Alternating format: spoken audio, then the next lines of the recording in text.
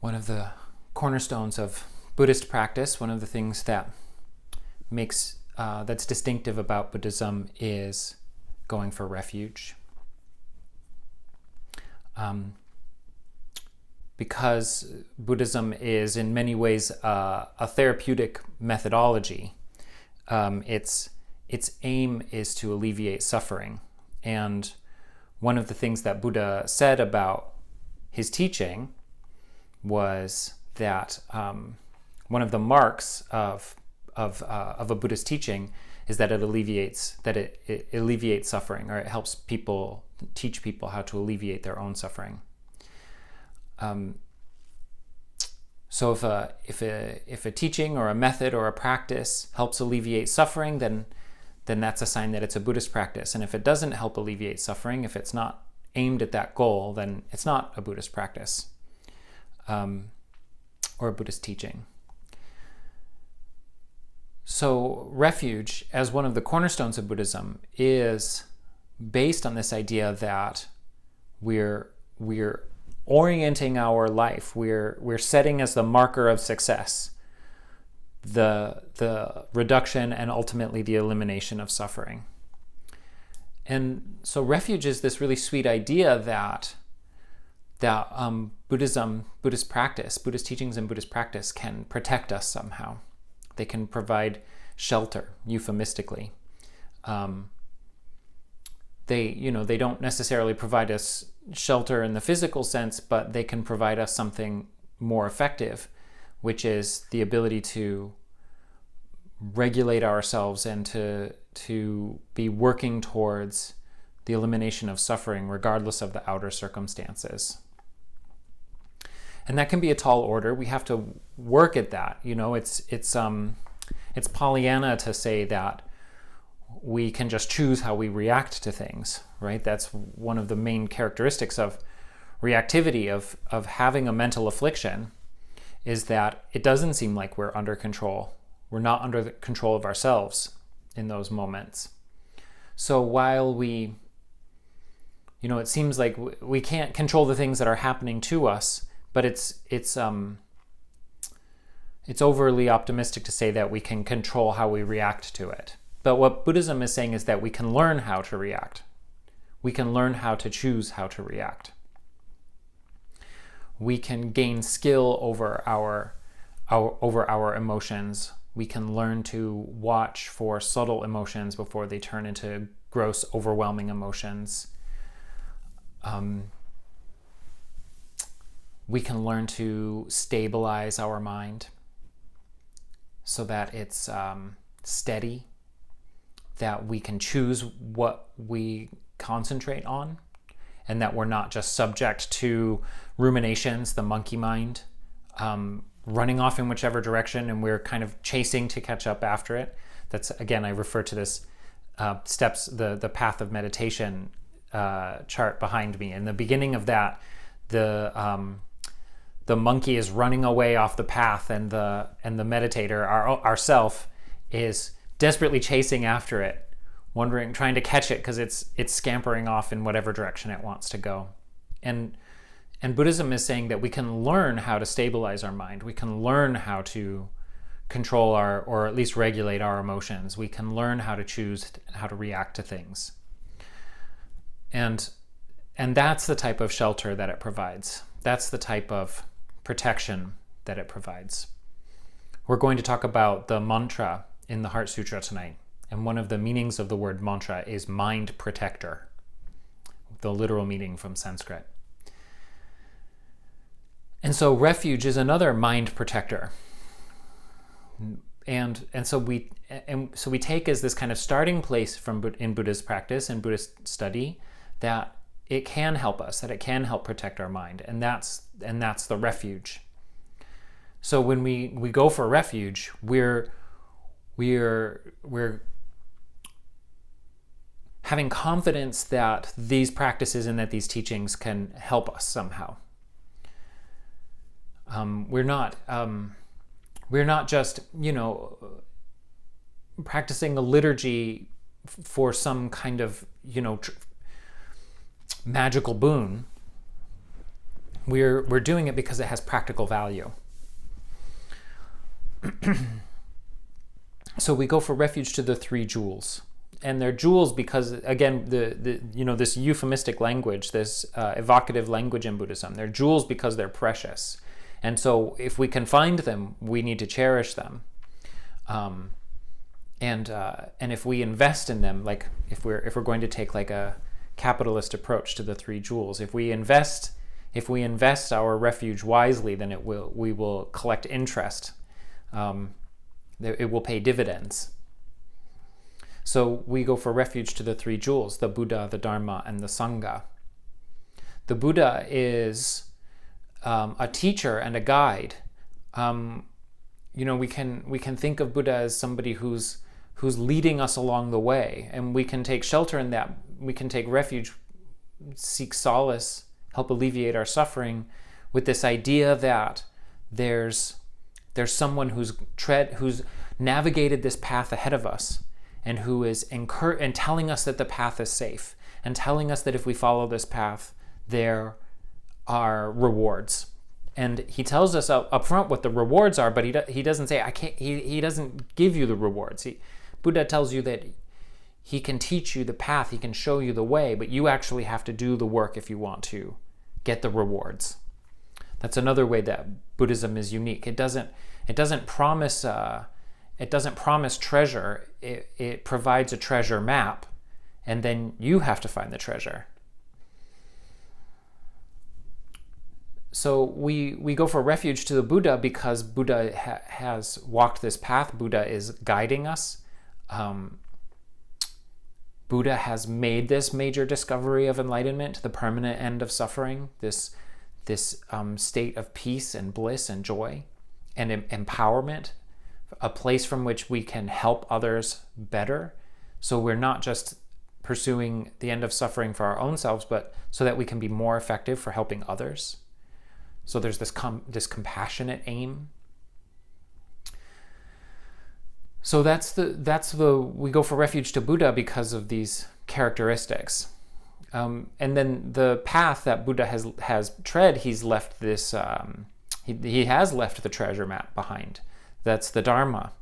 The Dharma is this, this methodology. Sometimes I talk about Buddha as a scientist of the mind who has done these experiments in his own laboratory, has produced these results, told us what his results were, and then gives us the instructions to practice the experiment. And he says, this is replicable. You have to test it. In fact, you'll only see whether or not the experiments work if you test them. And so he gives us this kind of instruction manual for how to set up our laboratory, our meditational laboratory, our practice laboratory, and what experiments to run. And throughout the sutras and the commentaries on the sutras, there's lots of troubleshooting tips. What happens if the experiment goes awry and you don't get the results that you want, or the results that you're expecting? Here are things you can look for to tweak your experiments, to tweak the exercises. And that collectively is the Dharma. So, and we can get some shelter and protection and hope and encouragement from that by knowing that wherever we are, there's a place we can begin. There's an experiment that we can run. One of the ways that I practice Dharma is whenever I catch myself ruminating, I say, wait a minute, whether I'm ruminating in a positive way or I'm anxious or I'm excited or I'm anticipating something or I'm wanting some object thinking it's going to bring fulfillment, or if I'm angry or frustrated or sad or depressed and I catch myself, I say, oh wait, there's an exercise that I could run as an antidote to this. And because I've studied Dharma, because I've taken refuge in the Dharma and studied the Dharma, I have this catalog of experiments, this catalog of exercises that I can run. And I can take shelter in that. I can get protection from that. I can have confidence in my resilience for hardship, knowing that I have this catalog of remedies.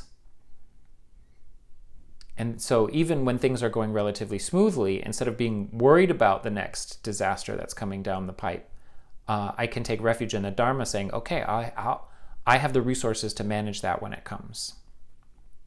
And even if it's a terrible disaster, at least I will have some way to help regulate my mind, some way to work with my mind. And then we take refuge in the Sangha, the third of the three jewels. The Sangha is the community support that we have. We can take shelter and protection in knowing that there are people we can reach out to for help.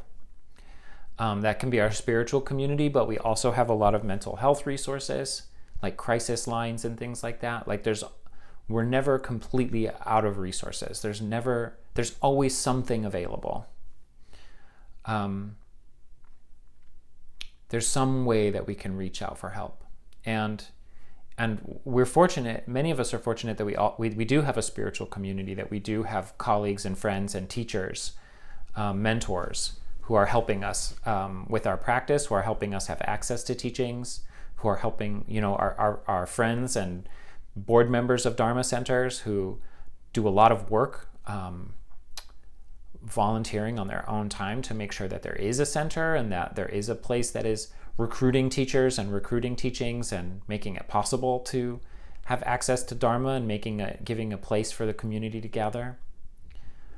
And another aspect of Sangha is the lineage of Buddhist practitioners throughout history who have provided the kind of troubleshooting tips that I was talking about in the Dharma aspect. People who have thought about these things and put together their own kind of working manual, their own lab manual. They've set up the lab and they've run the experiments and they've taken copious notes, and then they leave their lab notes behind, and so we can read about many different ways that these experiments have been done.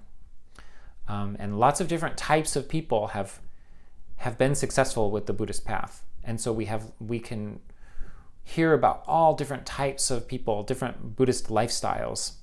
A lot of those are monastic. We hear about people who, wore robes and shaved their head and either became wandering monks, mendicants, or joined a monastery. But there are lots of Buddhists who have achieved meaningful results in their practice while being householders or, being parents and having a job and things like that. And so we can read about these stories and gain confidence and encouragement and support along the way. So the three jewels really lock together. That's why sometimes it's called, instead of saying three jewels, it's called the triple gem. And one jewel that has these different facets. The Buddha, the Dharma, and the Sangha are all interrelated, and each one, feeds and lends support to the other two, like a tripod. All three of them perched together create this stable base, and that stable base is something that we can rely on. So I find contemplating refuge to be a helpful, in and of itself, to be a helpful Buddhist practice. When I was early in my Buddhist practice, I remember the three jewels was just sort of this like liturgy that we would recite at the beginning of a thing, and we would all get together and then we would chant something, and oftentimes it was in a different language, Chinese or Tibetan. Sometimes you encounter it in Pali in the Theravada schools. And and I didn't really understand it because it was in a language I didn't understand, but I thought about we're doing this at the beginning of every single thing. Sometimes you do it twice. We'll have a teaching and then we'll take a break and go have some tea and we'll come back and then we'll do the refuge prayer again. And I was like, okay, there's got to be something in this. So I started, studying it in English and reading translations and contemplating it. So that's why I emphasize it at the beginning of every practice, rather than just say, okay, this is something we all got to chant it together and then move on. This is the foundation. This is like the stable base upon which everything else is coming. Then the next part of the stable base, or maybe the next foundation, is setting the right motivation. And that motivation, as I already mentioned, is based on compassion.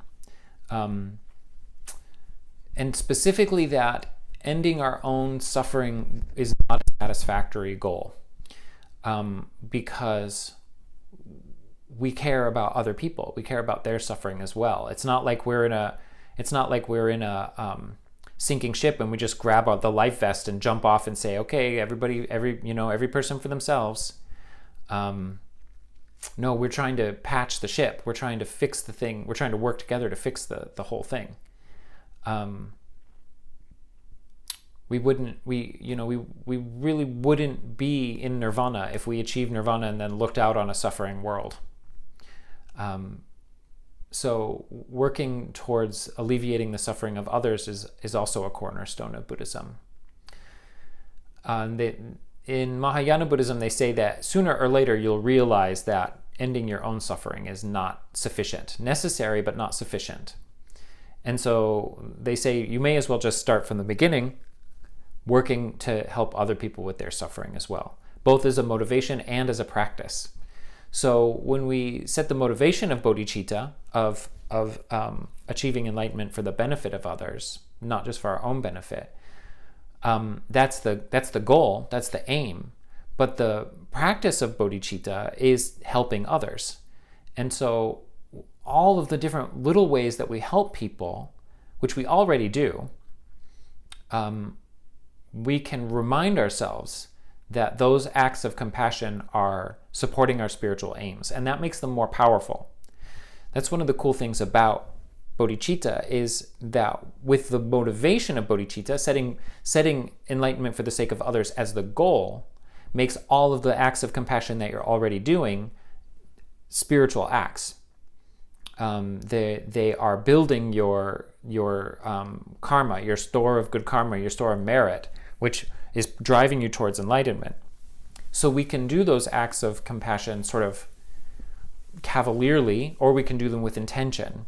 And they have much more power if we do them with intention, even though it's the same act. In the case of something like this, a teaching, this is a text on wisdom, the perfection of wisdom. And the perfection of wisdom is crucial to enlightenment, crucial to awakening, realizing emptiness, realizing the lack of self-nature of people and phenomena.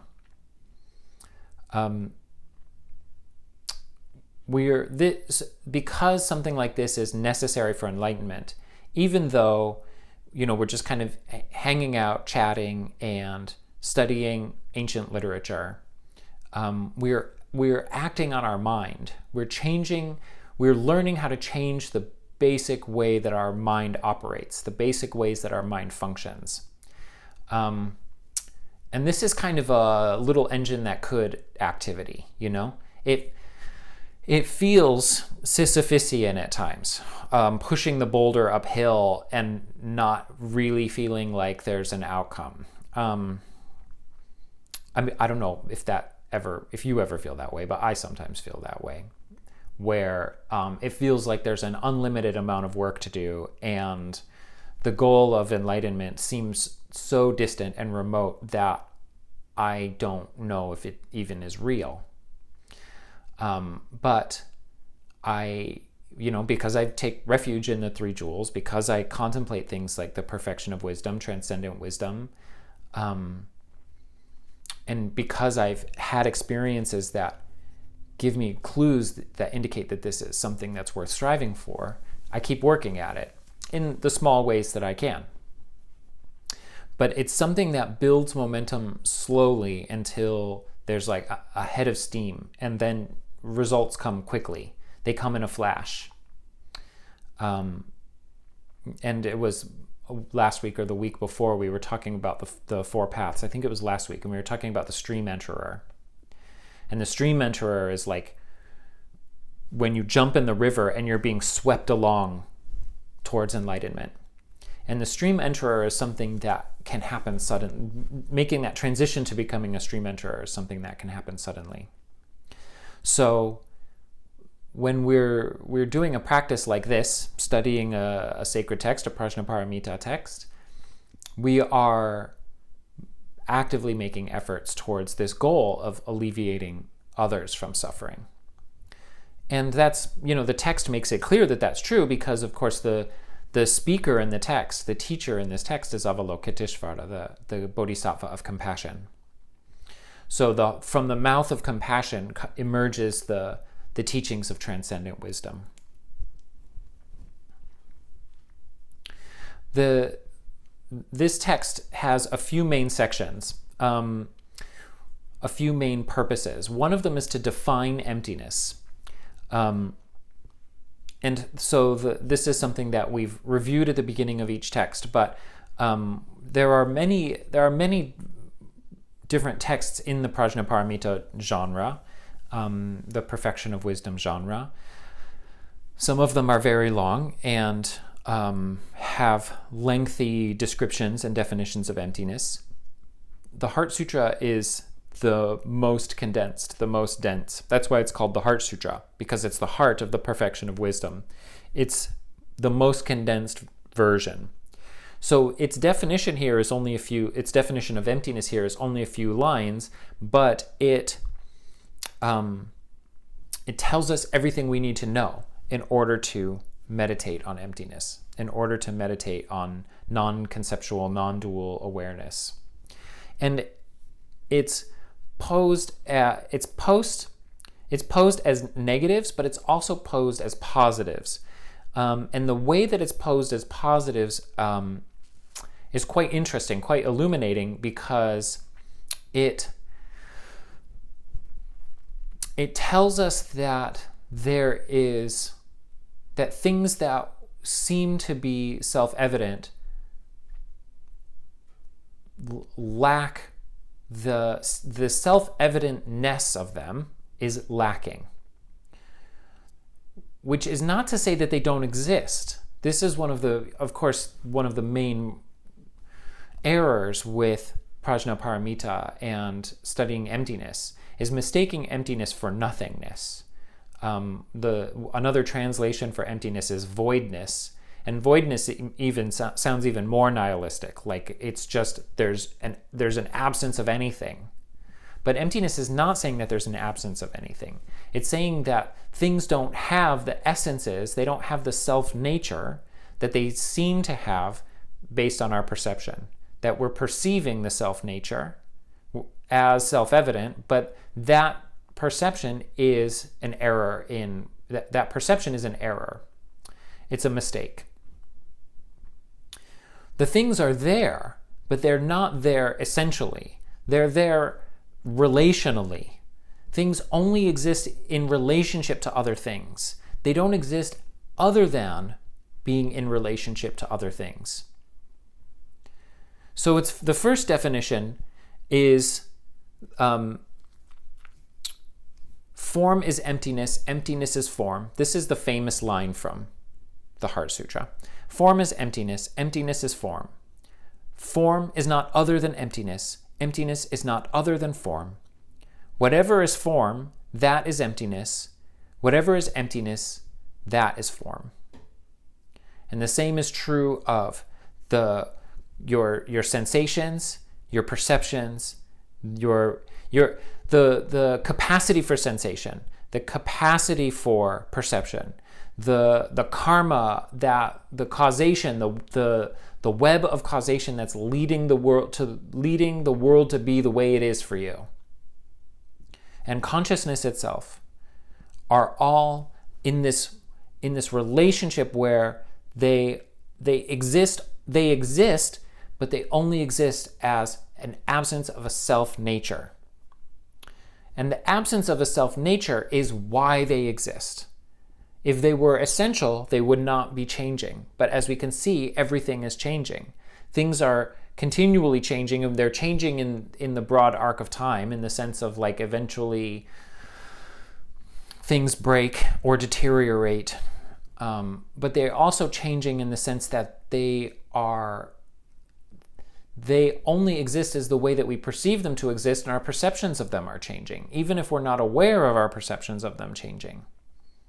We experience the table differently when it's got a bowl of popcorn on it and we're watching a movie, and it exists differently for us than when we stub our toe on it and it's a source of great consternation and it's terribly in the way. The table is neither the support for the popcorn, nor is it the object that I stub my toe on. It's a support or an obstacle, depending on how I perceive it. And it only exists in relationship to the perception of it. But this is also true of all of the aspects of our consciousness. This is true of all of the aspects of our perception and our feelings. I think that it's easier to get in touch with the changing nature of things when we're looking at thoughts and feelings, where it's hard to even hold on to a thought or a feeling.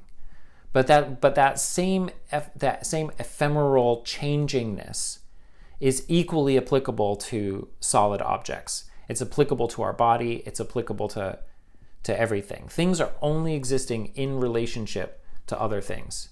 They are only existing due to our perception of them. So that's the first aspect of emptiness. All dharmas, all phenomenon have the characteristic mark of emptiness.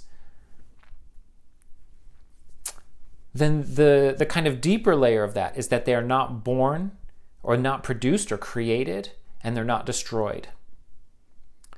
They're not impure or impure sounds like kind of a technical, it sounds like they're not, it's not, impure doesn't just mean like dirty, but it does mean dirty. It does mean like the house when it needs to be cleaned, or dirty dishes. But they're not impure, and they're not, and nor is it pure. It's not sullied or impure means not being the way you want it to be, right? It's like, I have a piece of furniture that someone gave me and it's fine, but I don't really like it that much. And so it's impure. It's not impure in the sense that it's like disgusting, but it's impure in the sense that it's like, I just don't like it that much. But from emptiness, it's not essentially that. That's a characteristic of my perception. Or I have a piece of furniture that I absolutely love. The perfect sofa. We finally find the perfect sofa, and then we impute purity onto the amazing velvet sofa. And the purity of the perfect sofa is also imputed. The sofa is not inherently pure. When a baby throws up on it, it's not inherently impure either.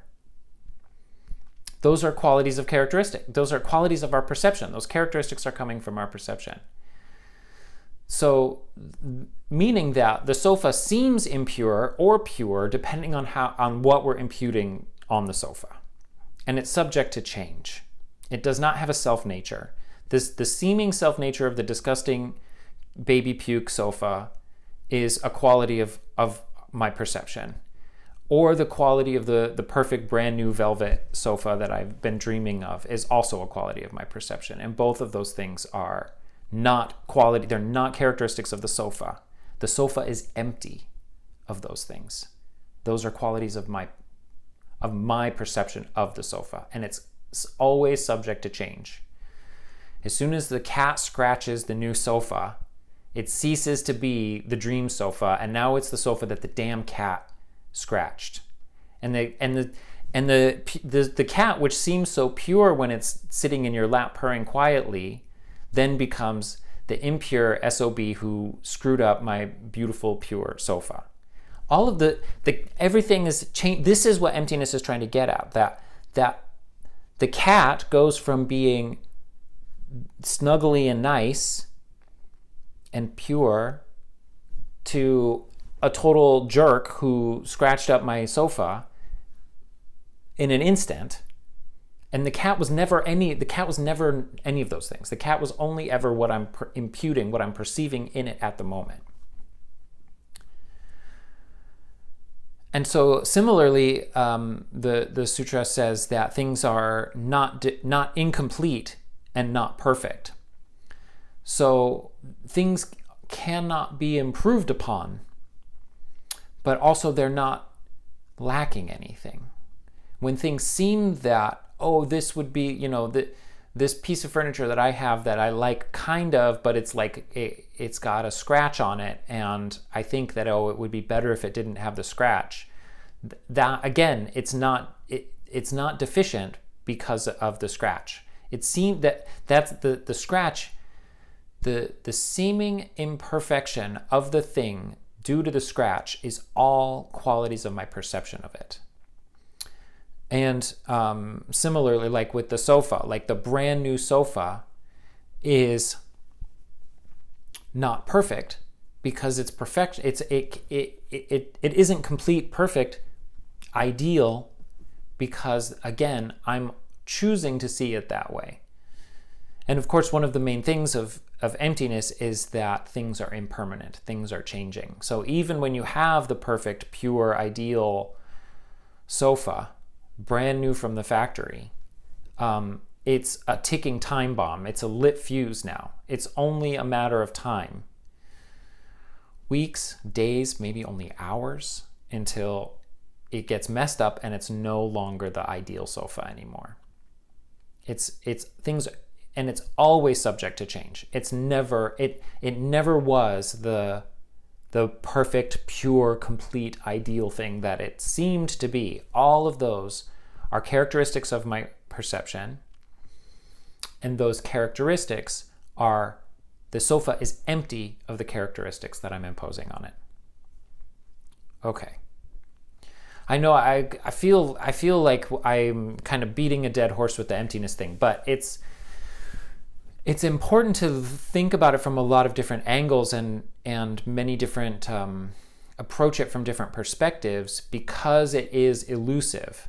Because even in this moment, we're perceiving svabhavas to everything. Everything that I look at has a svabhava that seems to me to be the thing's self-nature, right? Remember the text says there's the characteristic mark of emptiness, or was it? I don't remember if it was that line.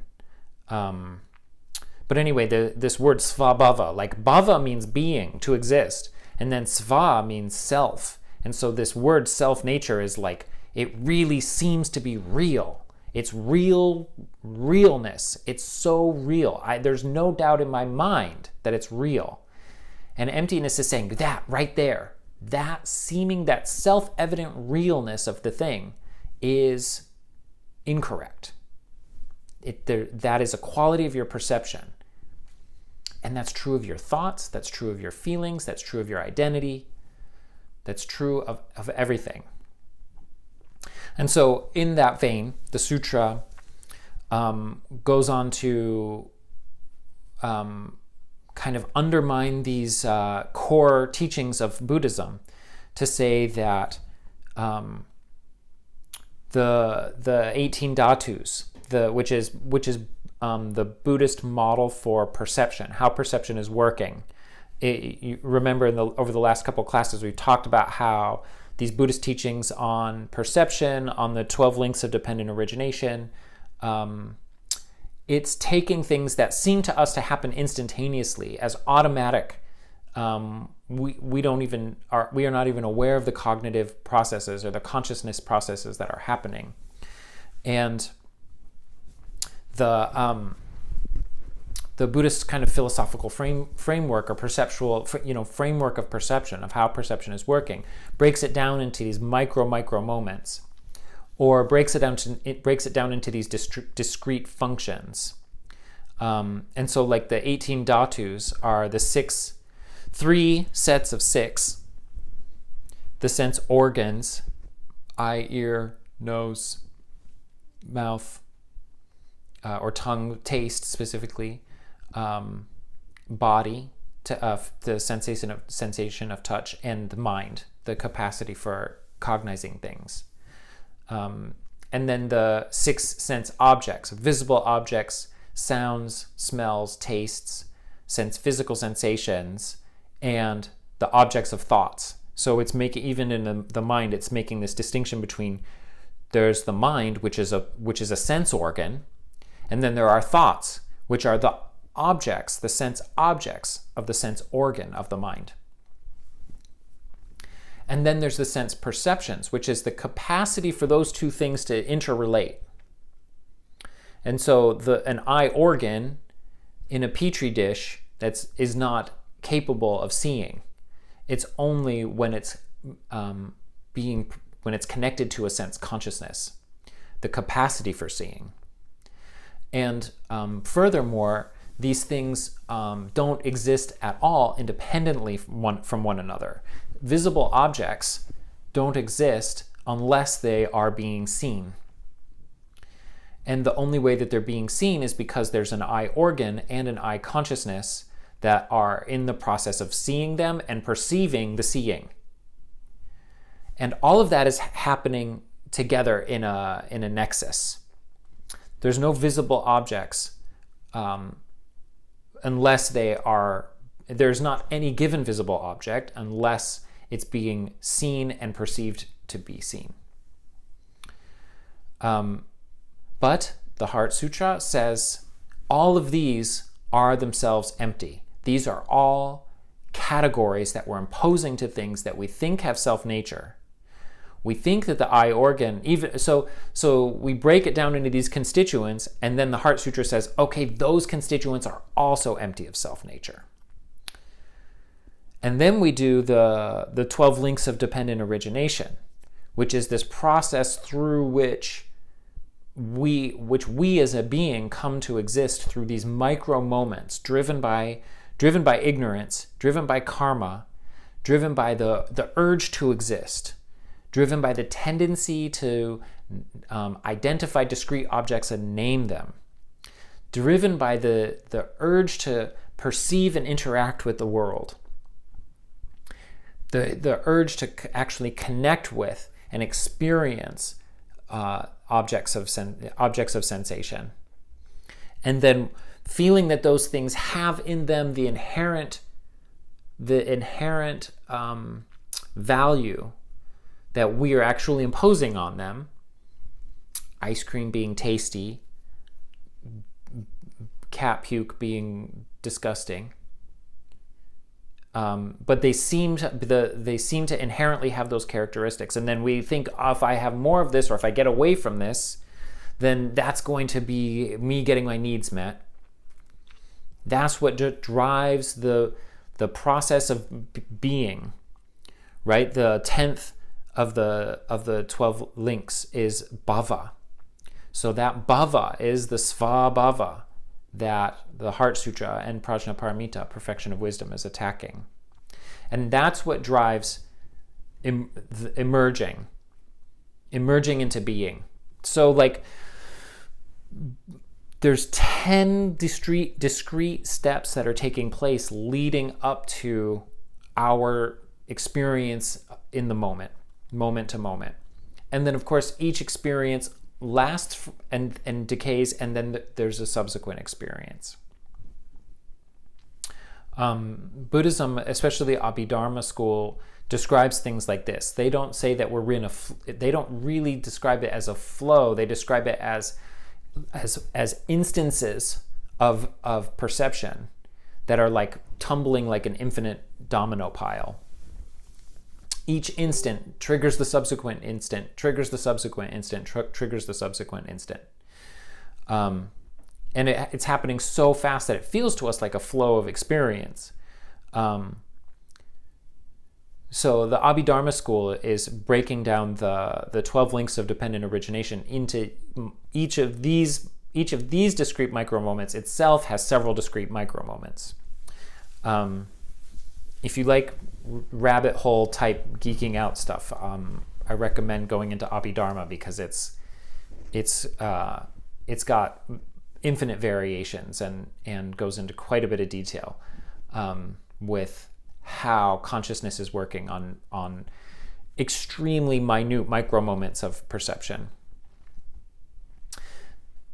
And then subsequently, that interrupting the process of the 12 links, preventing any of the 12 links from like if there's at any point where you can stop that domino from knocking over the subsequent domino, you interrupt the whole process. But the Heart Sutra is saying, okay, those are all still categories. You're still just trying to You're still trying to take it and get a grip on it and hold on to it and say, okay, this is how the mind is really working. And the Heart Sutra keeps saying, oh yeah, that way that you think the mind is really working, that you've been studying, and that is like this highly sophisticated psychology or the science of the mind. The Heart Sutra says, yeah, that's just another framework that you're using. And as long as you're holding on to these frameworks, you're not going to get out of the frameworks. It's the tendency to create frameworks that's keeping us in samsara. And the Heart Sutra then goes on to even say that the Four Noble Truths, the sort of foundation of all Buddhist teachings, that the core problem in the human experience in all forms of life, not just the human experience, the core problem is suffering. And suffering has a core cause, which is craving. And there's an alternative. The good news, right, that Buddha wants to proclaim is that there's an alternative. You can stop suffering, and that there's a path that you can take. There's steps that you can take to end the suffering. The Four Noble Truths. The Heart Sutra says, no, there's no suffering. There's no cause of suffering. There's no nirvana. There's no cessation of suffering, and there's no path. All of those, again, they're scaffolding, they're frameworks, they're things we're holding on to. So the Heart Sutra has now come and taken away all of our safety blankets, it's funny to start with this three jewels, exposition of all the things that we can take shelter in and all the refuge we can take, all the ways that we can take refuge in the Buddha. Because the Heart Sutra would say, no, there's no Buddha to take refuge in. There's no refuge. There is no refuge. There's no Dharma to take refuge in. There's no Sangha to take refuge in. All of these are impositions. All of these are things that you by taking refuge in these things, you are setting up frameworks that are keeping you in samsara. The Heart Sutra just comes in and anything that you can throw at the Heart Sutra cuts it down. It says that's a framework, that's a perception, that's as soon as you say something, you've given it a svabhava that isn't really there. So up until this point, the Heart Sutra has left us in a it's led us out into the middle of the forest, and then it said, okay, there's no path, there's no map. All the stuff that you have been relying on, even in your Buddhist practice, even in your meditation, all of that stuff, I'm sorry to tell you. It's not very apologetic, actually. It doesn't say, I'm sorry to tell you. It just says, nope. Well, what about this? Nope. Well, can I rely on this? No, you can't rely on that either. But the Heart Sutra does lead us out of the woods. So up until this point I've reviewed the sutra that we've covered so far, and now we're going to read through till the end. If you're following along with a written version in Sanskrit, we're at the section that says Tasma Chariputra apraptitvad bodhisattvasya prajna paramitam ashritya viharatya chitta varanaha. Again,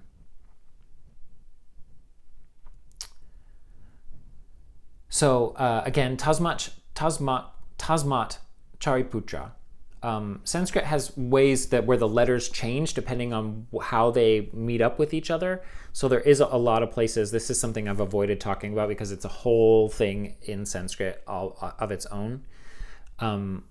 But you can see here that it's not Shariputra, it's Chariputra. That's because the previous word ended in a consonant that, I think it's Tasmat, and then it goes into a Sha, Tasmat Shariputra. And in Sanskrit, when you put a ta and a sha together, it turns into a cha. So it says Tasmat Shariputra. And there's lots of examples like that. So if you have been following along in the Sanskrit and you're not that familiar with it, and you're like, wait a minute, why is that an O instead of an A? Because I know this word ends in an A but not an O. That's why. It has to do with the way that Sanskrit words change when they encounter other words. But that's beyond the scope of this class to go into too much detail. So he says, therefore, Shariputra, because we're still listening to Avalokiteshvara giving a discourse to Shariputra. He said, from the state of a bodhisattva's non-attainment, so that's apraptitvat bodhisattvasya, having relied upon the perfection of wisdom, the bodhisattva dwells achitta avaranaha. This is the last word in this line. And chitta means mind or thought, and avaranaha means it means thought covering. It means something that covers it. So chitta means thought, and avaranaha means covering. And so we would translate that into English. You'll see it as like obstruction or impediment. We talk a lot about obstacles in Buddhist practice. So this would be chitta avaranaha. Fortunately, Sanskrit is extremely phonetic, so you can always sound things out. Chitta avaranaha means obstacles. And so there's a leading achitta avaranaha, and that means without thought coverings. So this line is, therefore, Shariputra, because of the bodhisattva's state of non-attainment, having relied upon the perfection of wisdom, the bodhisattva, he or she, dwells without thought coverings. I forgot, because there is the last line right before this one is I didn't include this in the review. Na jnanam na praptir na praptihi, and that means there's no understanding, no attainment, and no non-attainment.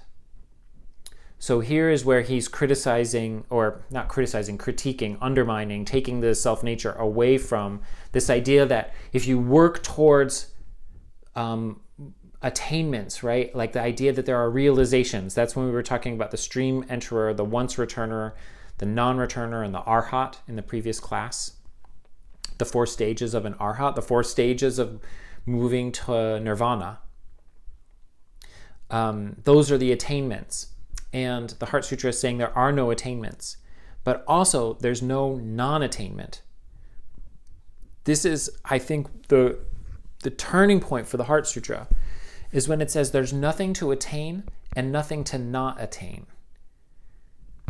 And that's why we get to this line. Therefore, because the bodhisattva abides in a state of non-attainment, having relied upon the perfection of wisdom, they are dwelling without obstructions, without obstacles.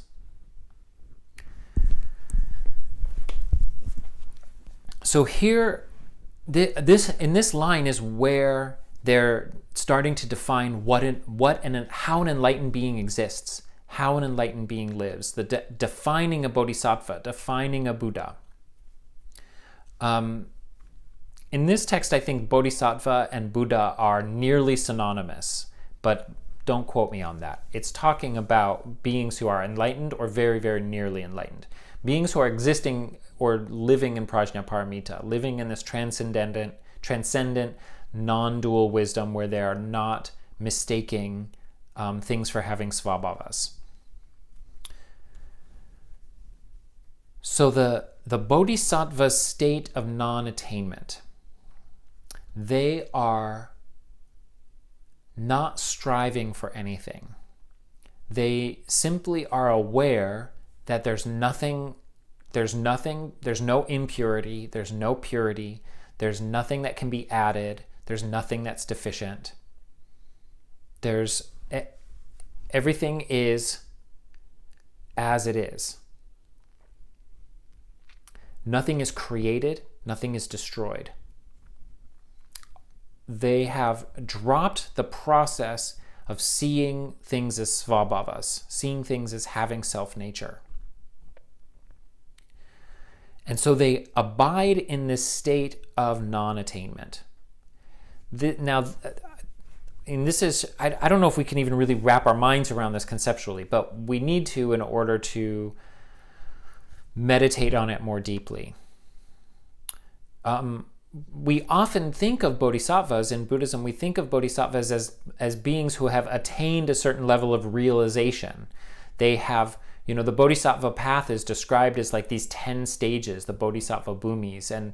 And when you achieve a certain level of meditative concentration and a certain level of compassion, then you are at this certain stage, and it's like climbing a ladder. And if you get this level of attainment, these types of realizations, then you move up to the next stage in the ladder. And you kind of like are gradually sort of climbing the rungs of this ladder, getting up to full enlightenment. But the Heart Sutra defines the bodhisattva as being in a state of non-attainment. They're not striving. They don't think of themselves as having realizations. They don't function in such a way that they are oriented around realizations or not realizations. So it's like attainment is a kind of realization, a kind of spiritual realization in which there is nothing to strive for. And the way to realize that, the way to awaken to that, I think this is why awakening is a term, right? It's not like you achieve something. It's like you realize something that's been there all along. And that realization is a non-attainment. It's the absence of striving. It's the absence of thinking that there is something to attain. And the bodhisattva then abides in a state without obstacles, without obstructions, and specifically without thought coverings, without thoughts covering their perception. It's the process of cognition, the process of imposing our perceptions on things and then seeing those perceptions as the svabhava of the object. Though that's what's covering our perception from perceiving things as they truly are. So relying on the prajnaparamita, the perfection of wisdom, allows the bodhisattva, the awakened being, to dwell without thoughts covering their perception, and then they exist in a state of non-attainment, non-realization.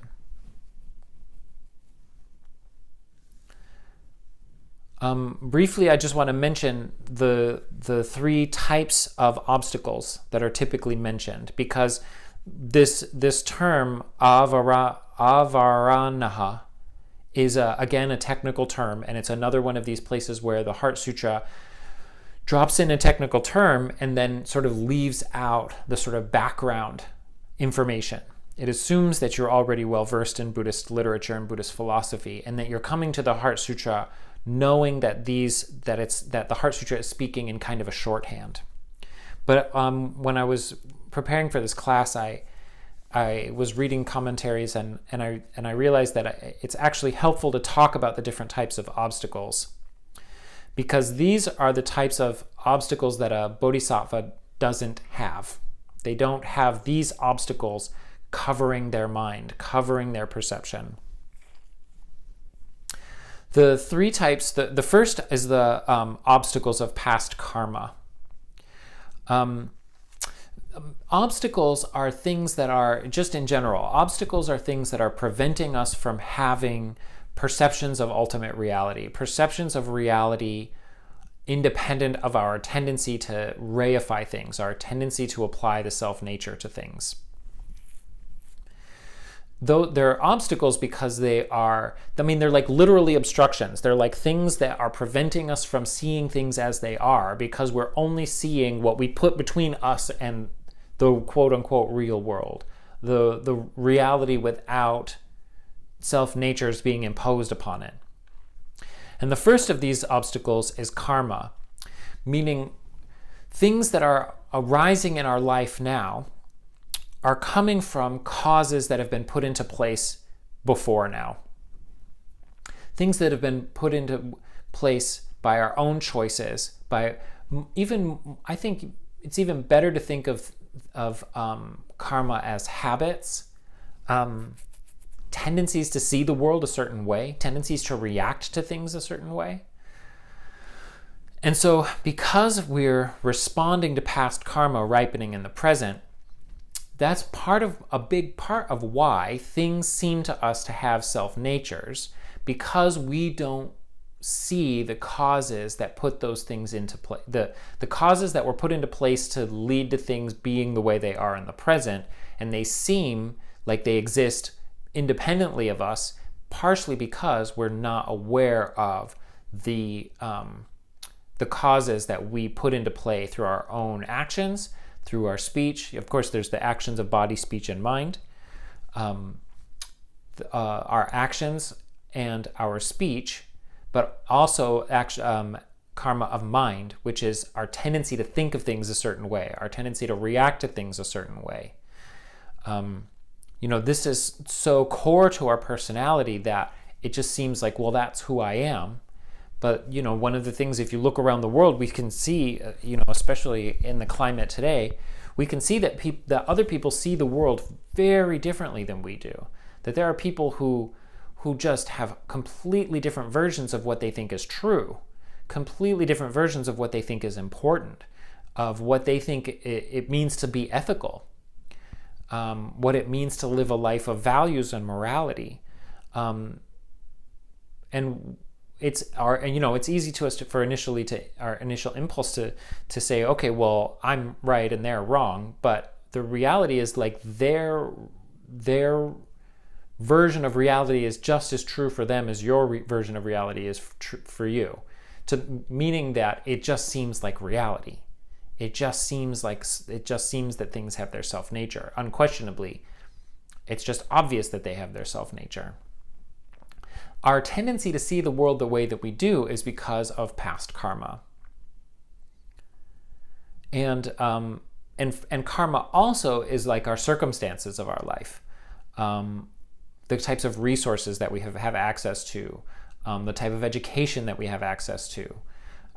These are all things that are coming from past karma. So we all of us here have pretty fantastic karma, that we have the time and the resources to hang out and watch a video chat over the internet, which is a miracle, by the way, on these computers, which are extraordinary technological developments, in a climate-controlled home, protected from the elements, presumably with full bellies, because we have the miracle of DoorDash or grocery stores or whatever.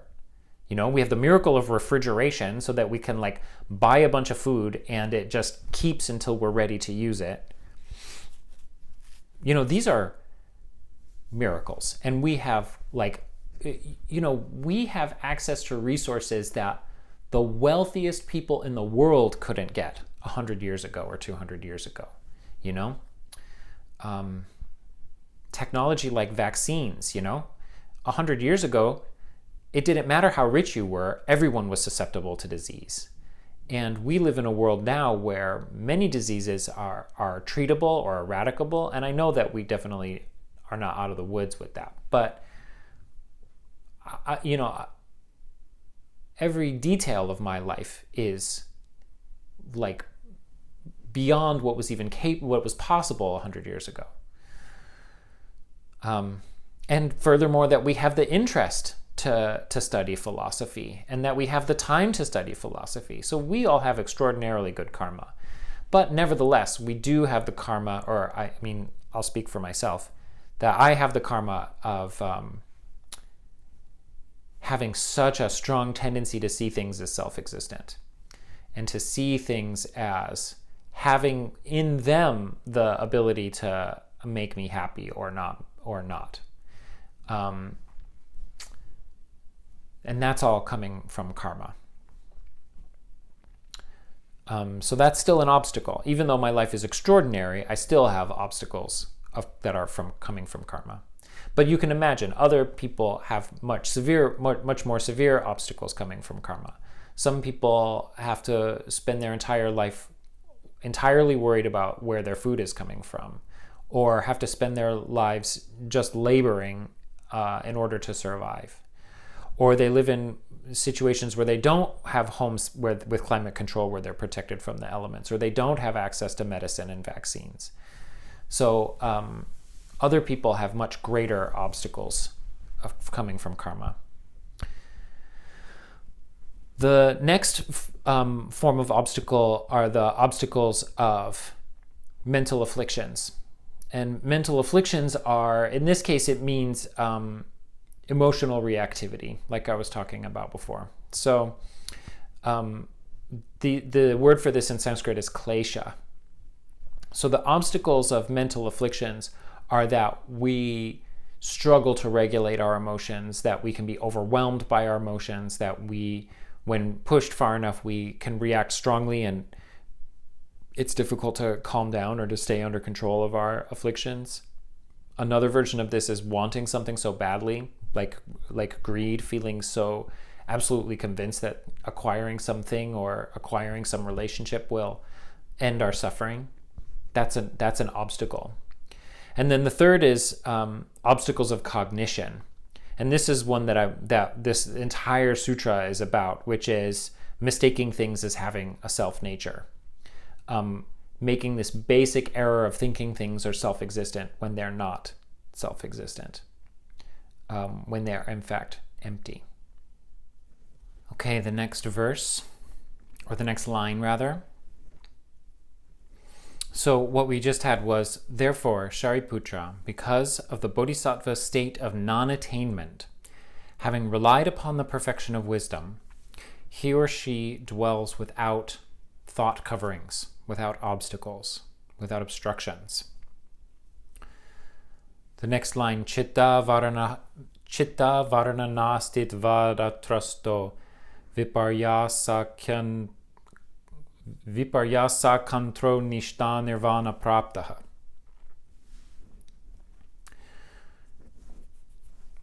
So here we have a word that we recognize, nirvana, right? That is in a compound. Nishta nirvana praptaha. Praptaha means attained or reached, arrived at. And nishta means state or condition or position. It also means steadiness, certitude, certain knowledge, being certain in your knowledge. It also means culmination or perfection or conclusion. So this phrase, nishta nirvana praptaha, means attained. Well, this is the tricky thing, right? Attained isn't really the right word. Attained the condition of nirvana, attained the culmination of nirvana. And nirvana means extinguished, calmed, quieted, tamed, annihilation of desires. Annihilation is another possible word, and it's implying the cessation of desire, the cessation of mental afflictions, those obstructions that we talked about a minute ago. The obstructions of karma, the obstructions of mental affliction, the obstructions of mistakes of cognition. Nirvana means that those have been extinguished. There are no more obstacles. So arrived at the condition, or arrived at the conclusion of nirvana. Viparyasa atikranto means having stepped over false thinking or delusion. I like this idea of stepped over. It's like, I mean, this also is evocative of the crossing over to the other shore. Of you remember we were talking before about how like Buddhist practice is like building a raft, and we need the raft to ford the river of suffering. Because we're trying to cross over, but then once we've arrived at the other side, we no longer need the raft. It doesn't make sense to bring the raft with us. But this idea of crossing over to the other shore is an evocative phrase for working towards and then achieving enlightenment, bodhi, awakening. So I like this, having stepped over delusion. I think of like, it's like delusion is this log blocking the path, and you've stepped over it, and it's like, it's no longer an obstacle. Delusion is no longer an obstruction. It's not in the way anymore. Atrasto means not afraid, no fear.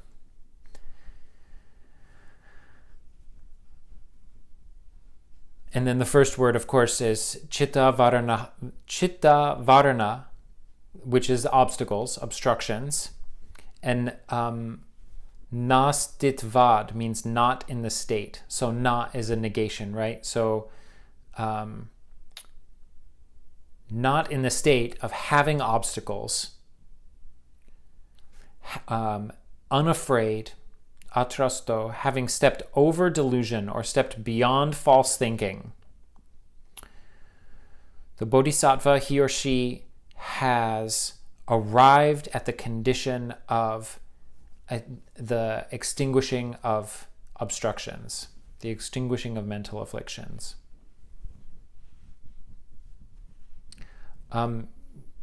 It's interesting in this text that earlier the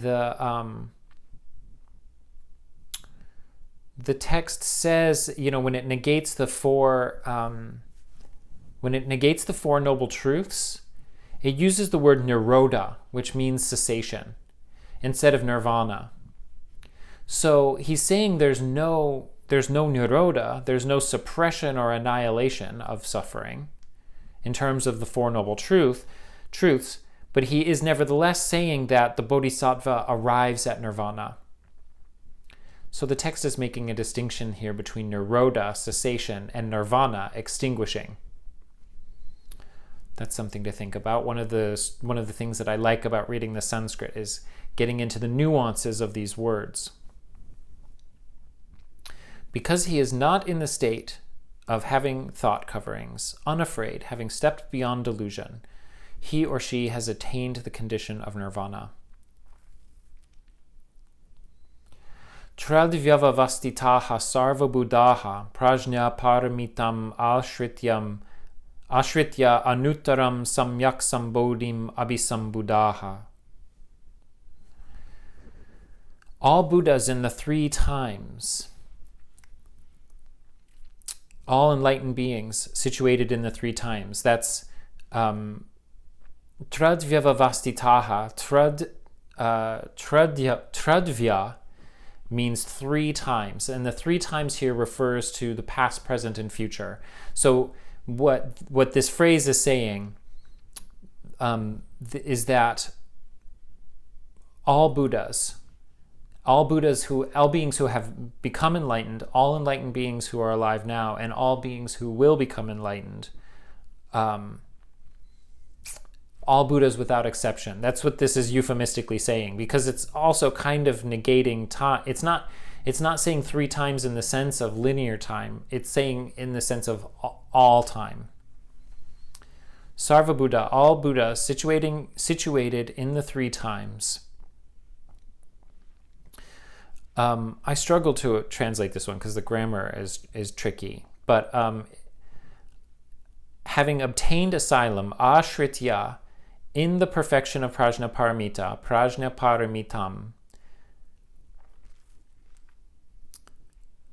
ashritya anuttaram samyak sambodhim. Anuttara, you may have heard this term because there are in certain schools of Buddhist yoga, they talk about the four stages of yoga, and the fourth of them is called anuttara yoga, and that's the same word here, anuttaram. And anuttara means nothing higher. Uttara means upper or higher, and un is a negation, and together that word means unsurpassable, unsurpassed. It means the highest. There's nothing higher than this one.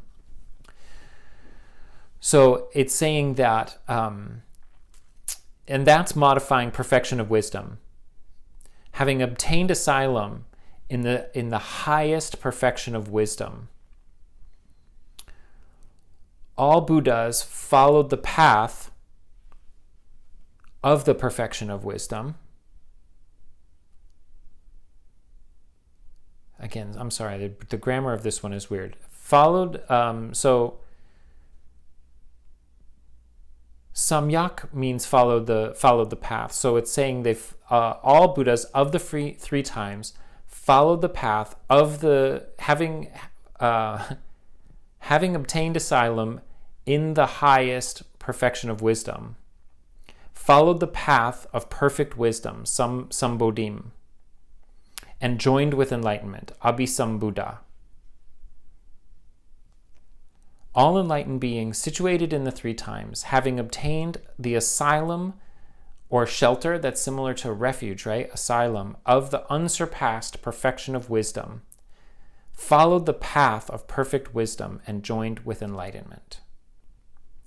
This is an interesting euphemism or an interesting way of talking about enlightenment.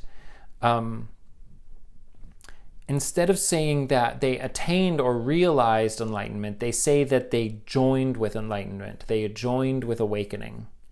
There's this sort of melding or merging that's occurring in this process. So these previous three lines all together, therefore, Shariputra, because of the bodhisattva state of non-attainment, having relied upon the perfection of wisdom, dwells without obstacles or thought coverings. Because the bodhisattva is not in the state of having obstacles, unafraid, having stepped beyond delusion, has attained the condition of nirvana, has realized the completion of nirvana. All enlightened beings situated in the three times, having obtained the asylum or shelter of the unsurpassed perfection of wisdom, followed the path of perfect wisdom and joined with enlightenment. So the text again emphasizes the sort of practice nature of the perfection of wisdom. Remember, this was something that was introduced in the very beginning of the text, was that Avalokiteshvara is practicing the practice of the perfection of wisdom. It uses that word practice twice in that early sentence in the sutra. So it's really driving home for us here that it's not something that you strive for and then reach, like climbing a hill and then you're at the top and you can plant your flag. But rather, the perfection of wisdom is a process. It's something that is ongoing, that the bodhisattva is practicing the perfection of wisdom on an ongoing basis. And that's what these lines are saying as well. All enlightened beings, without exception,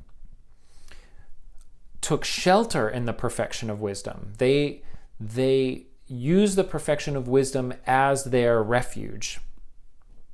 This non-dual transcendental wisdom was their shelter, was their protection. They also followed the path of the perfection of wisdom. So this same line says both things: obtained asylum in the protection or taken shelter in the perfection of wisdom, but also followed the path of the perfection of wisdom. So two different ways of talking about how perfection of wisdom is working. It's a shelter, it's a path, it's a practice. It's a practice that must be put into practice.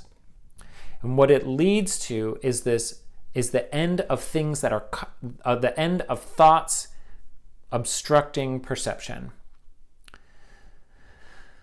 That's these two lines that both say without thought coverings, without obstacles. So perfection of wisdom means to not have thoughts or cognition obstructing perception. It prevents being in the perfection of wisdom is a process of not having thoughts obstructing or covering your perception. forcing you to see things wrongly, forcing you to see self-natures where there aren't self-natures.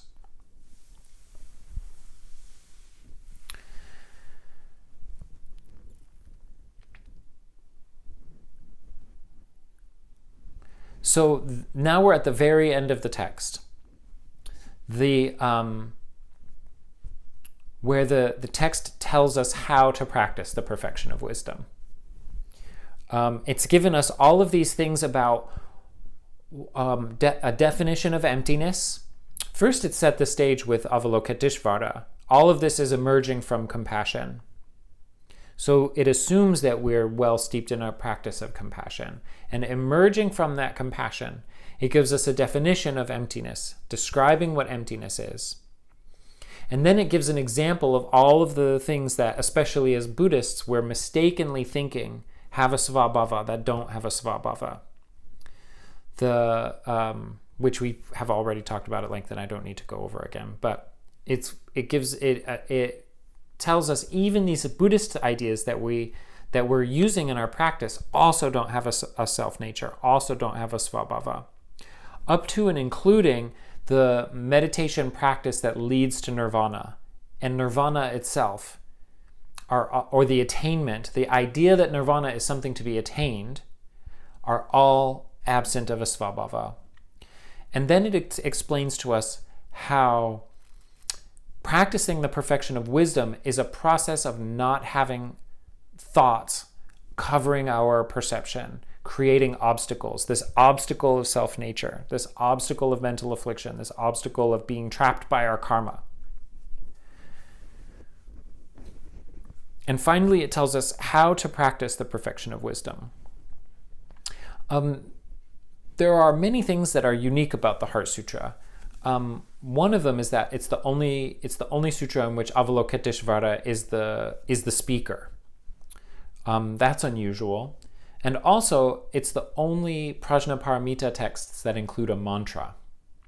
And the mantra is what's being introduced here as the solution. The line in Sanskrit is Prajnaparamita Mahamantro Mahavidya Mantro Anuttara Mantro Asamasama Mantraha Sarvaduka Prashamanaha Satyama Mityatvad. So it uses the word mantra 5 times in one line. It's really telling us about how amazing this mantra is. Tasmajñantavyam. Therefore, this is to be known. Here it's handing us. It's like, this is what you need to know. This is what you need to do. After all of those negations, after those definitions of emptiness, of saying, well, it is and isn't all of these things. And this is how bodhisattvas exist in the state of Prajnaparamita. This is what you need to know. Tasmajñantavyam. This is to be known. Prajnaparamita is a maha mantra, a great mantra. Now, the word mantra is quite interesting, and again, because it's the only Prajnaparamita text that has a mantra, it's worth thinking about what a mantra is, how it works, how we would use it.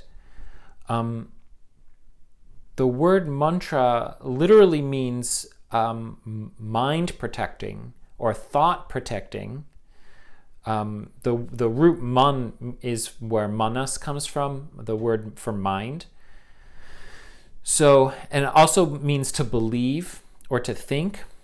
And then the suffix tra means it's protecting that previous thing. So mantra means mind protecting. In the Sanskrit dictionary, mantra is translated as instrument of thought.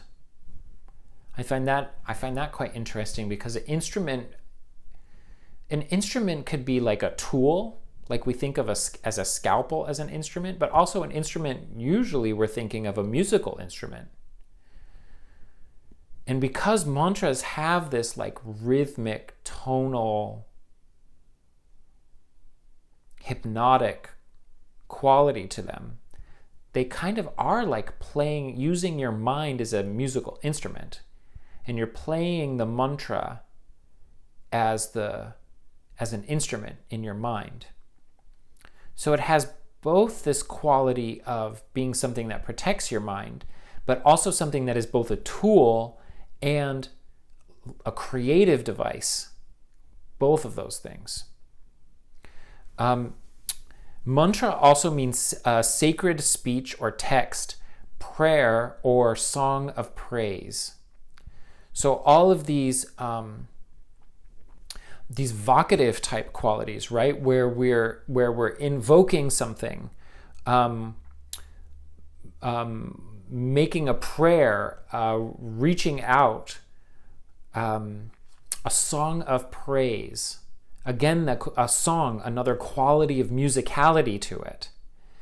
But a song of praise, so we're seeing something as exalted, and the mantra is a way of expressing our awe and our praise and our appreciation towards that thing.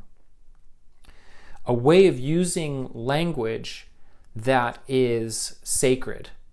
So we use language in all of these profane ways when we're interacting with people and when we're having transactions and when we're having conversations in order to get things done and get our needs met.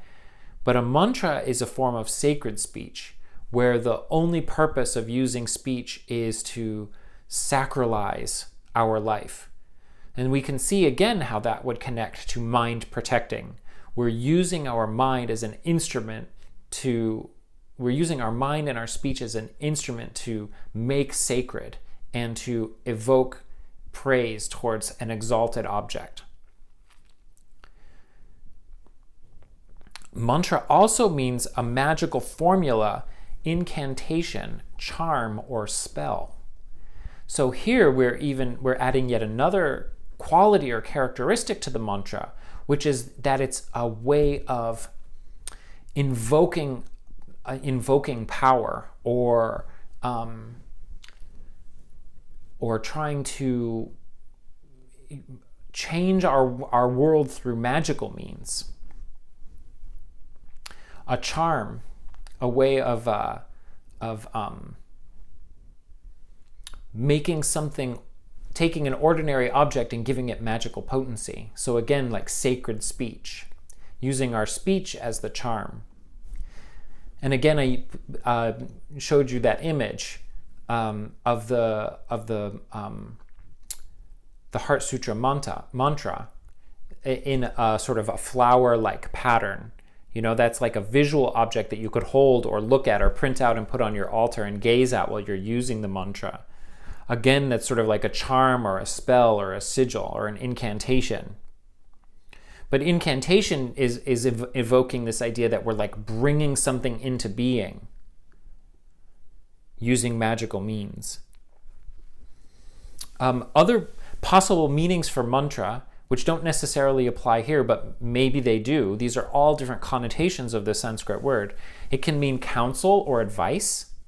So the word mantra could mean to be giving advice or giving counsel to somebody. It can mean plan or design. So there's like an architectural element to it, a structural element, a sort of intentional way of making manifest or planning how to make something manifest. And it also has the meaning of secret, something hidden or concealed or not evident to the naked eye. So just for this sutra to be saying, Prajnaparamita is a great mantra. Prajnaparamita is something that protects your mind, that is an instrument, that is sacred, a sacred prayer, a song of praise. Prajnaparamita is a formula, an incantation, a charm. It's a counsel or advice. It's a plan or a design, and it's something secret. And it's a Maha mantra. It's an especially powerful mantra. It's an especially awesome mantra. Now, another thing about this phrase that I find quite interesting is it says Prajnaparamita is a great mantra. It doesn't say access Prajnaparamita by reciting a mantra or the mantra is like a point of access, or you can meditate on Prajnaparamita by using a mantra. It says Prajnaparamita is the mantra. So this is what should be known. Tasmaj jnantavyam. Prajnaparamita mahamantro. This is what you need to know. Prajnaparamita is this great mantra. Mahavidya mantro. Vidya means knowledge. It means knowledge in the sense of science, learning, scholarship, philosophy. So it's a mantra of great knowledge, of wisdom. Interestingly, the word vidya also can mean spell or incantation. So it's very much creating this like magical world, you know. It's this part of the sutra is more like a liturgical text, where it's been taking away all of these supports that we've been holding on to, and then we're left like wondering where we are. And it says all of the Buddhas have relied on this and only this. Here's what you need to know.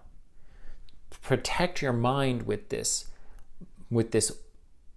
incantation of wisdom, with this magical protecting amulet that you use in your mind.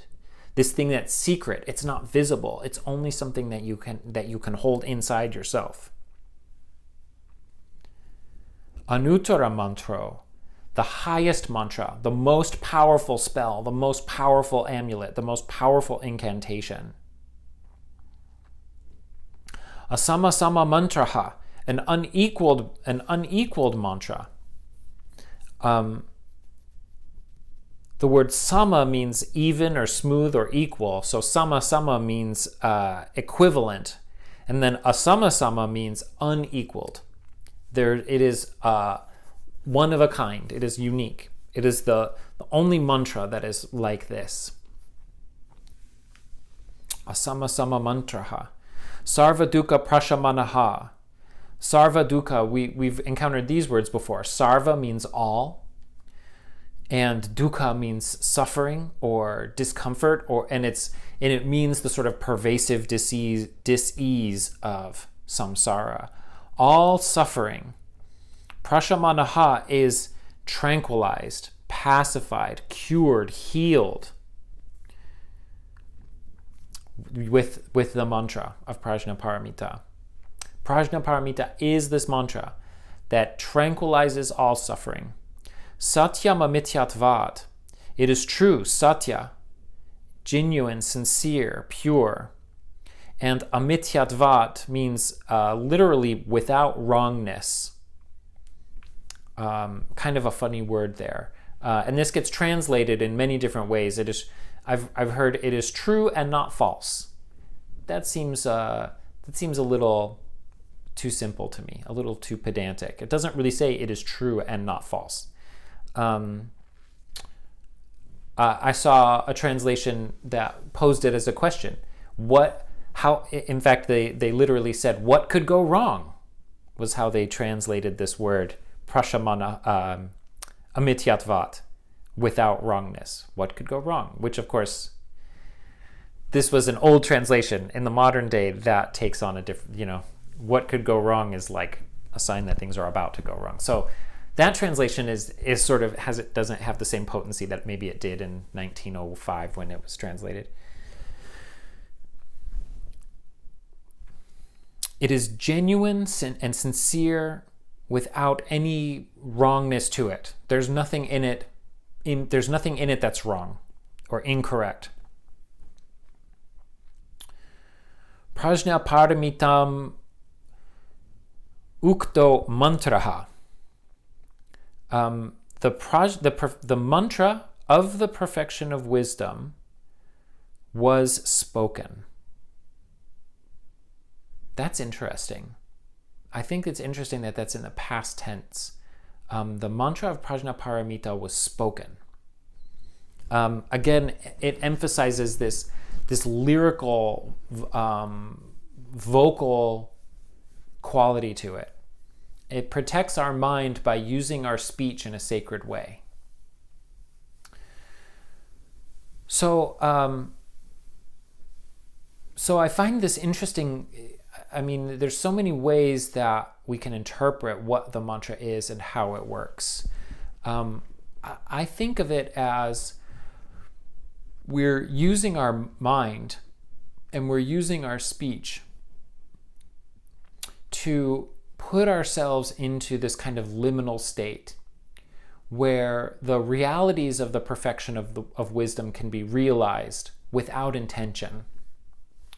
We're not reciting the mantra saying, okay, every time I recite the mantra, you'll encounter this sometimes in Buddhism where they're like, you have to count the number of mantras that you say, and it's like, you have to accumulate 400,000 or 1,000,000 or 4,000,000 mantras, and like that's how you know that you've made it, is because you've accumulated these mantras. And I think that that's not what mantras are about. I think mantras are not about how many mantras that you've said, but it's about invoking this liminal state. You're giving your mind and your speech something to do so that the monkey's not tearing off down the road. A mantra is a way of like putting the leash on the monkey and saying, okay, sit still, giving the monkey like a toy, saying, okay, monkey, you do this. But the toy itself is something that invokes this spiritual state. It invokes this. It's this incantation. It's this spell. It's this sacred speech that allows this spiritual state to arise without intention. Intending it to arise is the type of realization, the type of attainment that the Heart Sutra is saying, no, if you're working towards an attainment, you're just still struggling with categorical thinking. You're still applying self-nature to things that don't have self-nature. The mantra allows you to put yourself in a space where the spiritual state emerges without making it emerge, without struggling to get it to emerge, without being goal-directed. So in a way, we're putting ourselves in this liminal, magical environment that we're creating using the mantra. Tadyata is the next line in the sutra, and tadyata means here it goes. It means here as follows, literally, but it means get ready, here it comes. Gate gate paragate parasamgate bodhisvaha. Gate gate paragate parasamgate bodhisvaha. Gate gate paragate parasamgate bodhisvaha.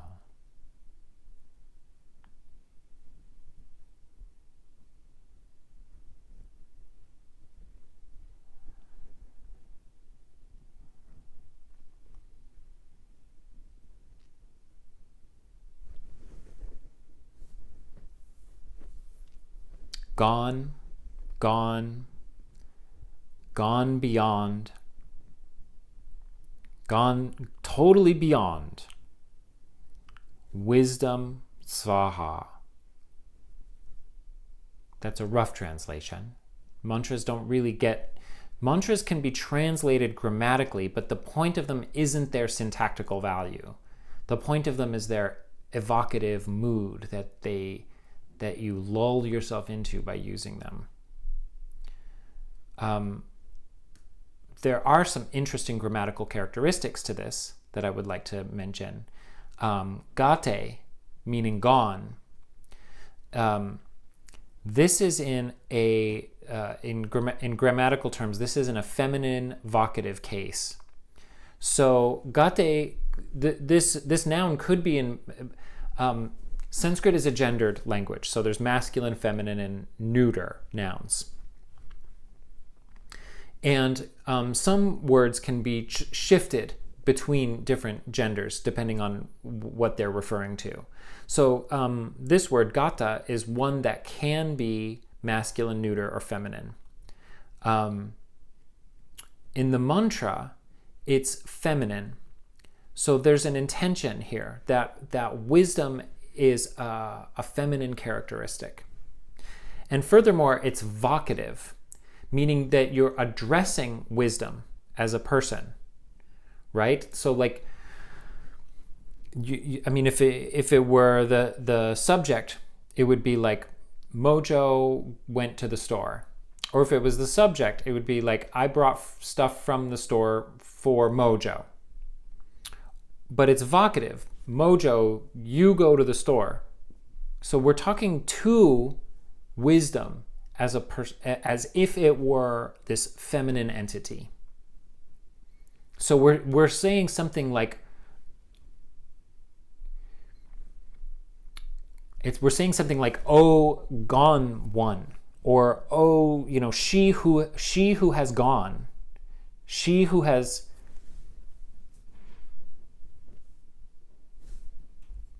What do you say to she who has gone?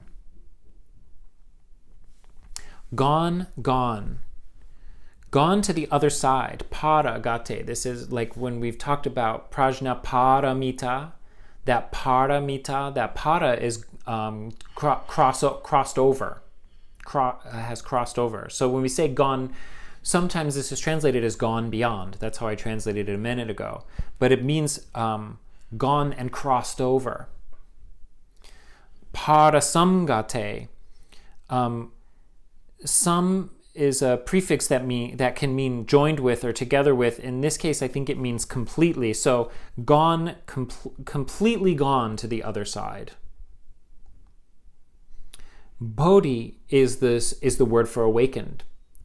Bodhi is like the word that we translate as enlightened. When we talk about an enlightened being or a bodhisattva or bodhicitta, Bodhi means awakened. In this case, Bodhi is nominative. This is the subject of the sentence.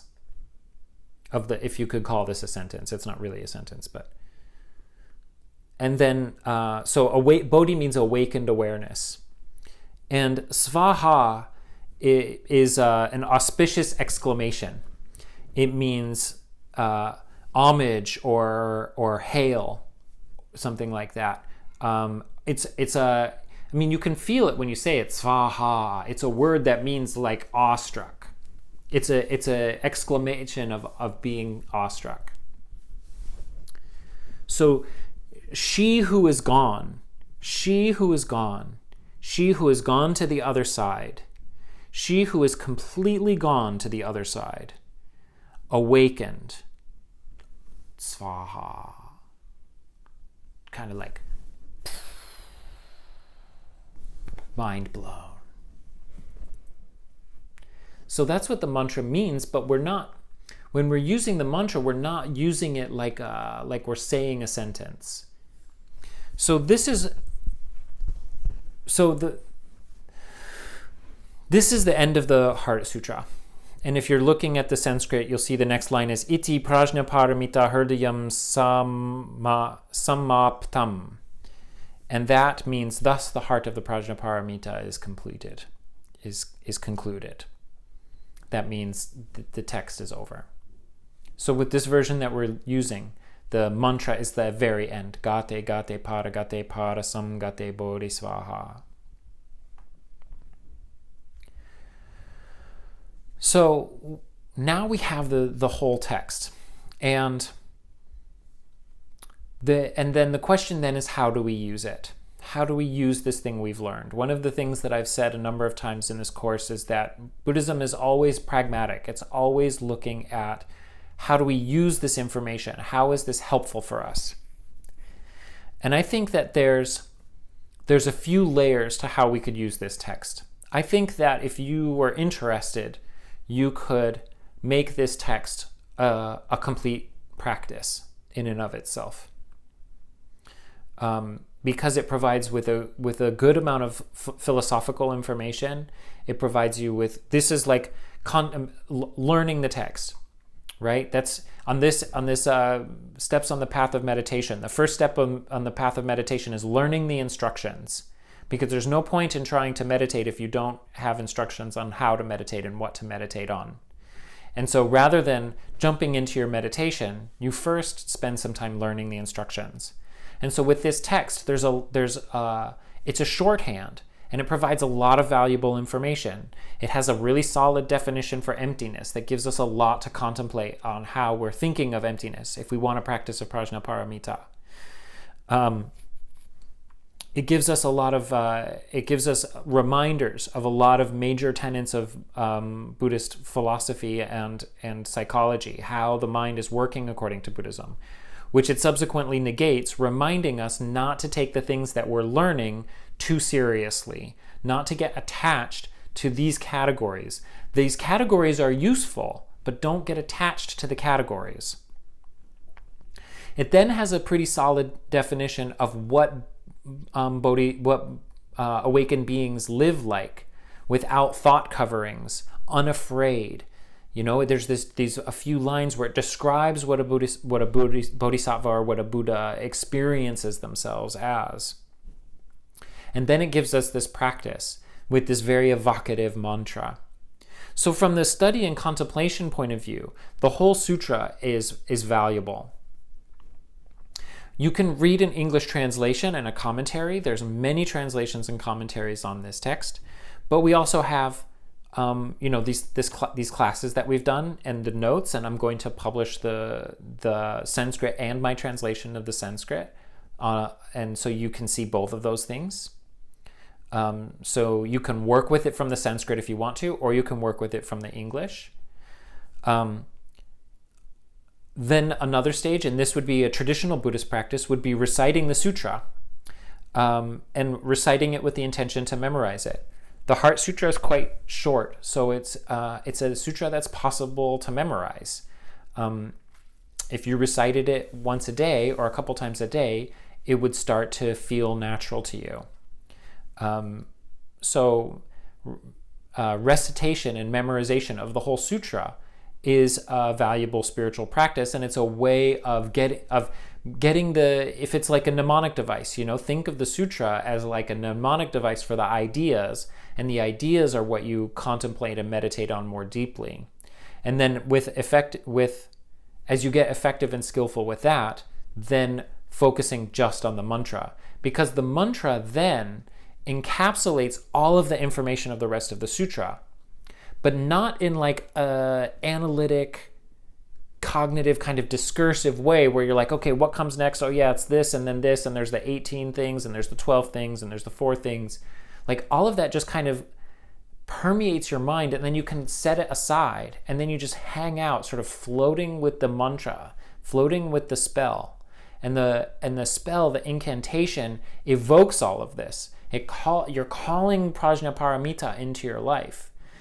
And it's sort of evocative as a person, as the bodhisattva of prajnaparamita, but it's also this quality of mind that you're bringing up in yourself, that you are seeking to embody, for lack of a better word, for it to emerge and arise and awaken in your life.